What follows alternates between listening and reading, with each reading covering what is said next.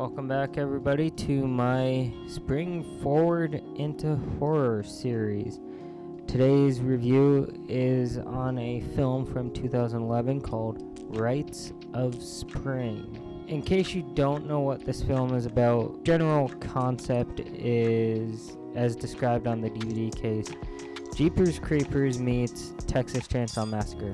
It has elements or references from both those films in it, but the majority, I would say, would be Jeepers Creepers.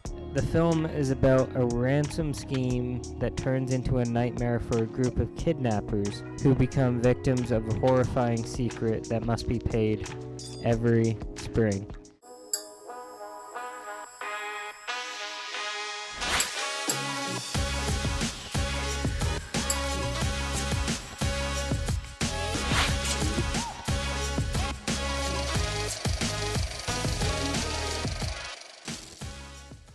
So yeah, it has that whole every 27 years thing that Jeepers Creepers has, where the monster comes back and starts killing.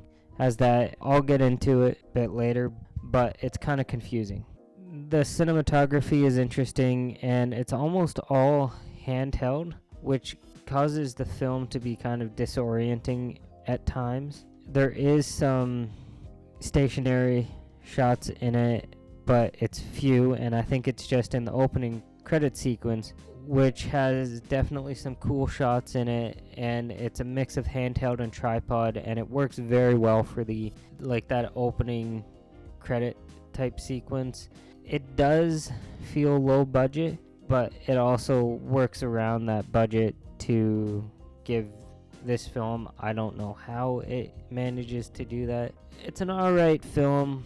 There's enough positive things to keep it above a 7. The framing is pretty good. There is some Dutch angles in one scene, and they're used for scenes that don't need Dutch angles. So they stand out, and it doesn't work the way that they're intended on. If the shots were in there to foreshadow something that was about to happen, it didn't do that. It stuck out like a sore thumb.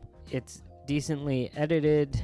Pacing is overall, it's alright. Acting's alright. The killer's weapon looks cool. I think it's a mixture of a bunch of farm equipment. It's interesting and looks original, and the killer is pretty much the same.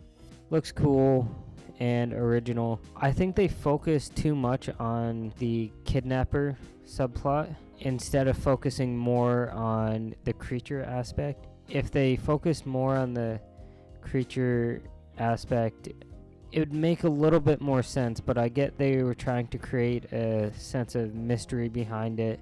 It just didn't really work the way that I think it was probably intended on working. Missed opportunity. They should have focused more on that aspect instead of focusing more on group of kidnappers. If they had certain scenes spliced in, I don't know, maybe it's just that concept of a group of kidnappers that just unknowingly happen upon the killer that just doesn't work. It's an interesting change though, but I'm not sure if it was the best thing for this movie, but there likely could have been a way they could have made it work. At the end of the film, the final girl is running with blood all over her, and it reminds me heavily of the ending to Texas Chainsaw Massacre, where the main character runs away covered in blood. But yeah, the majority of references is for Jeepers Creepers. There is an end of credit scene. It's interesting and makes the whole sacrifice thing in the movie a bit more confusing, and it almost seems like there's some missing backstory. That's what I mean. They focused more on something that could have been more of a subplot. Did something with the backstory that would have made this a standout creature feature film in a way, like a serial killer film, and could have potentially launched a franchise. But because there was no backstory or proper backstory, or just not enough, didn't achieve what I was kind of hoping for. Was one of those movies for me where the poster looks really awesome, but I was kind of let down by the actual film. But If I had to give this film a rating, I'd give it an 8. Not a bad film if you can find it. Interesting take, it just doesn't do much to differentiate it from, like, say, Jeepers Creepers.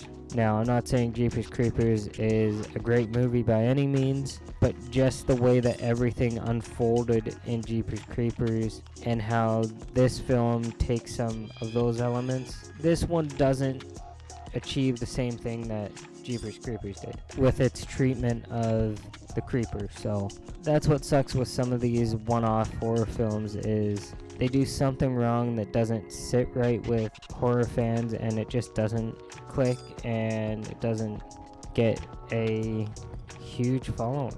That being said, I would love to see a sequel to this film. I think there is a lot of things they could improve upon in a sequel if they choose to make it. There is definitely that sequel potential, and if you can find it, check it out. Let me know your thoughts on it in the comments down below. Yeah, I'll see you in the next review. Yeah.